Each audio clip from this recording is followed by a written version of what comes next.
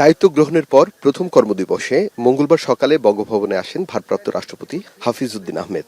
এ সময় পিজিআরের একটি অশ্বারোহী দল তাকে বরণ করে নেন। অভ্যর্থনা জানিয়ে দলটি বঙ্গভবনের মূল ফটক থেকে ভেতরে নিয়ে যান। সেখানে গার্ড অফ অনার গ্রহণ করেন ভারপ্রাপ্ত রাষ্ট্রপতি হাফিজ উদ্দিন আহমেদ। সেনাবাহিনীর একটি চৌকস দল গার্ড অফ অনার প্রদান করেন ভারপ্রাপ্ত রাষ্ট্রপতিকে। পরে তাকে ফুল দিয়ে বরণ করেন বঙ্গভবনের কর্মকর্তারা। রাষ্ট্রের সর্বোচ্চ সাংবিধানিক কার্যালয়ে দিনের আনুষ্ঠানিক কার্যক্রম শুরু করেন তিনি। প্রথম দিনেই নিয়মিত প্রশাসনিক কার্যক্রমে অংশ নেন ভারপ্রাপ্ত রাষ্ট্রপতি। বঙ্গভবনে ঊর্ধ্বতন কর্মকর্তাদের সঙ্গে বিভিন্ন প্রশাসনিক ও সাংবিধানিক বিষয় নিয়ে মতবিনিময় করেন। রাষ্ট্রপতির দপ্তরের চলমান কার্যক্রম সম্পর্কে প্রয়োজনীয় ব্রিফিং গ্রহণ করেন তিনি। সংশ্লিষ্টরা বলছে, সংবিধান অনুযায়ী রাষ্ট্রপতির দায়িত্ব ও কার্যক্রমে যেন কোনো ধরনের ব্যাঘাত না ঘটে সে লক্ষ্যেই স্বাভাবিক নিয়মে পরিচালিত হচ্ছে বঙ্গভবনের কার্যক্রম।